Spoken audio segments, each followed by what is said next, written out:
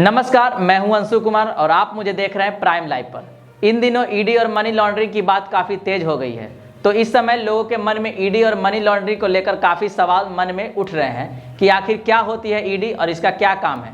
इसके अलावा money laundering क्या होती है।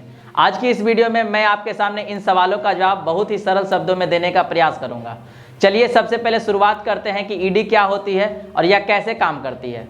खबरों से लेकर वेब सीरीज तक कई बार आपने ईडी का नाम सुना होगा। ईडी रेड करती है, ईडी अरेस्ट करती है। इन दिनों ईडी लगातार सोनिया गांधी से पूछताछ भी कर रही है। जानिए आखिर है क्या ये संस्था और क्या करती है काम। सुप्रीम कोर्ट ने एक याचिका पर सुनवाई करते हुए ईडी के अधिकारों से जुड़ा एक फैसला सुनाया है। इसके तहत ईडी के जांच, गिरफ्तारी और संपत्ति को जब्त करने के अधिकार को बरकरार रखा है। इन दिनों भी ईडी से जुड़े कई मामले चर्चा में हैं। एक तरफ कांग्रेस अध्यक्ष सोनिया गांधी से ईडी की पूछताछ चल रही है, तो दूसरी तरफ पश्चिम बंगाल के मंत्री पार्थ चटर्जी भी ईडी के रिमांड पर हैं। इससे अलग भी अक्सर ही ईडी ने रेड की है, ईडी ने गिरफ्तारी की है जैसी खबरें सामने आती रहती है। अब जानते हैं आखिर ये संस्था है क्या, क्यों इस संस्था को भी रेड और गिरफ्तारी जैसे अधिकार दिए गए हैं। तो सबसे पहले जानते हैं ईडी क्या है। ईडी का मतलब है इन्फोर्समेंट डायरेक्टरेट। इसे हिंदी में प्रवर्तन निदेशालय के नाम से भी जाना जाता है। यह संस्था भारत सरकार के वित्त मंत्रालय के राजस्व विभाग के अंतर्गत आती है। 1 मई 1956 को इस संस्था का गठन किया गया था। अब मुंबई, चेन्नई, चंडीगढ़, कोलकाता और दिल्ली में इसके 5 मुख्य कार्यालय हैं। अब जानते हैं आखिर क्या काम करती है ये ईडी। यह संस्था मुख्य रूप से विदेश से जुड़ी संपत्ति, मनी लॉन्ड्रिंग, आय से अधिक संपत्ति से जुड़े मामलों की जांच करती है। मूल रूप से देश में होने वाले वित्तीय अपराधों से जुड़े मामलों की जांच करने का काम इस एजेंसी के पास होता है। अब जानते हैं क्या है यह ईडी के अधिकार। ईडी पहले फॉरेन एक्सचेंज रेगुलेशन एक्ट यानी कि फेरा 1973 के अंतर्गत कार्य करता था। 1999 में foreign exchange management act FEMA लागू कर दिया गया। इसके बाद फेमा से जुड़े सभी मामले ईडी के अधिकार क्षेत्र में कर दिए गए। अब फेरा और फेमा से जुड़े सभी अधिकार ईडी के अंतर्गत आते हैं। सुप्रीम कोर्ट ने prevention of money laundering act यानी कि पीएमएलए के तहत गिरफ्तारी को लेकर बड़ा फैसला सुनाया है। सुप्रीम कोर्ट ने कहा कि ईडी ऐसे मामलों में किसी को भी गिरफ्तार कर सकती है। कोर्ट ने यह भी कहा कि ईडी अगर ऐसे मामलों में गिरफ्तारी करती है तो यह उनकी मनमानी नहीं है। कोर्ट ने पीएमएलए से जुड़े प्रावधानों के संवैधानिकता को चुनौती देने वाली कई याचिकाओं पर अपना फैसला सुनाया है।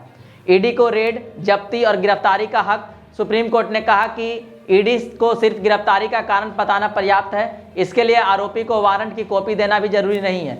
अब छापेमारी, जब्त करना, गिरफ्तार, बयान दर्ज करना, जमानत की सख्त शर्तें, इन सबको कोर्ट ने बरकरार रखा है। चलिए अब आपको बताते हैं मनी लॉन्ड्रिंग क्या होती है और लोग किस तरह मनी लॉन्ड्रिंग करते हैं जिससे कि वह करोड़ों रुपए का गबन चुटकी भर में कर लेते हैं। भारत या दूसरे देशों में भी आप जितने पैसे कमाते हैं उसी के हिसाब से टैक्स देना पड़ता है। इसके अलावा आपको यह भी बताना होता है कि आपने ये पैसे कहाँ से कमाए। आय का जरिया क्या है। आय का जरिया छिपाने, टैक्स बचाने और अवैध तरीके से पैसे कमाने के लिए लोग तरह तरह के तरीके अपनाते हैं। मनी लॉन्ड्रिंग ऐसा ही एक तरीका है जैसा कि नाम बता रहा है। मनी लॉन्ड्रिंग का मतलब हुआ पैसों की धुलाई। धुलाई मतलब ऐसा कि जो पैसा काला धन हो उसे तमाम तरीकों से सफ़ेद धन यानी वैध धन में बदल दिया जाए। टैक्स से बचने, फर्जी निवेश और खर्च दिखाने, गलत तरीके से दूसरे देश में ले जाने और फिर कानूनों का उल्लंघन करते हुए उसी पैसे को दूसरे रास्ते से लाने के लिए कई तरह के गिरोह काम करते हैं। अक्सर ऐसे मामले सामने आते हैं जिसमें किसी के घर से हजारों करोड़ रुपए निकल आते हैं जबकि उसकी आय बेहद मामूली होती है। इसके अलावा कई लोग गलत तरीकों से पैसे कमाते हैं और फिर उसी पैसे को दूसरे रास्ते से अपने पास रख लेते हैं। वर्तमान में देश के अलग अलग राज्यों के कई नेता और मंत्री मनी लॉन्ड्रिंग के कानूनों के तहत जेल में बंद हैं। मनी लॉन्ड्रिंग से जुड़े मामलों में ही कांग्रेस पार्टी के अतिरिक्त अध्यक्ष सोनिया गांधी और कांग्रेस सांसद राहुल गांधी से पूछताछ हो रही है। दिल्ली सरकार के मंत्री सत्येंद्र जैन मनी लॉन्ड्रिंग के केस में ही जेल में है। कई और नेता भी इसी मामले में गिरफ्तार किए गए हैं और उनके खिलाफ कानूनी कार्रवाई हो रही है। आइए इसे विस्तार से समझते हैं। मनी लॉन्ड्रिंग क्यों की जाती है। अवैध तरीके से कमाए गए पैसों को कानूनी चैनल में लाना, इस तरह कमाए हुए पैसे को एजेंसियों की नज़र से बचाना और इन पैसों पर लगने वाले टैक्स से बचना, ये कुछ ऐसी चीज़ें हैं जो मनी लॉन्ड्रिंग की पहली वजह बनती है। इसके अलावा आतंकी गतिविधियों और आपराधिक कृत्यों के लिए पैसा उपलब्ध कराने के लिए भी मनी लॉन्ड्रिंग का इस्तेमाल किया जाता है।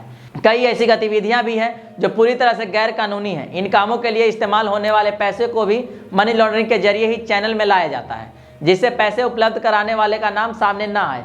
अब जानते हैं कैसे होती है मनी लॉन्ड्रिंग। अवैध तरीके से धन इकट्ठा किया जाता है। आमतौर पर यह पैसा कैश में ही होता है। इन पैसों का फर्जी कंपनियों में निवेश कर दिया जाता है।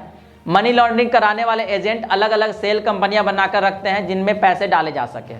इन पैसों को कई अलग अलग देशों में भेजा जाता है जहां टैक्स से जुड़े नियम बेहद आसान हो जाते हैं। उदाहरण के लिए पनामा जैसे देश, जहां फर्जी कंपनियों के नाम पर पैसे जमकर छिपाए जाते हैं, फिर इन्हीं पैसों को भारत की कंपनियों में निवेश के तौर पर लाया जाता है। इस तरह पैसों का इतना घुमा दिया जाता है कि इनका सोर्स पता ही न चले और ये पैसे बनाने वाले बच जाएं। अब जानते हैं क्या होती है सजा इसके लिए।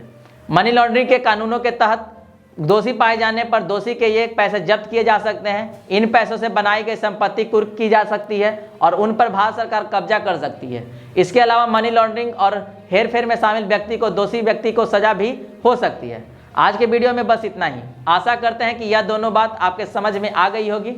ऐसी ही खबरों के लिए बने रहे हमारे यूट्यूब चैनल प्राइम लाइव से और वीडियो को ज़्यादा से ज़्यादा शेयर करें, चैनल को सब्सक्राइब करें। वीडियो में अब तक बने रहने के लिए धन्यवाद।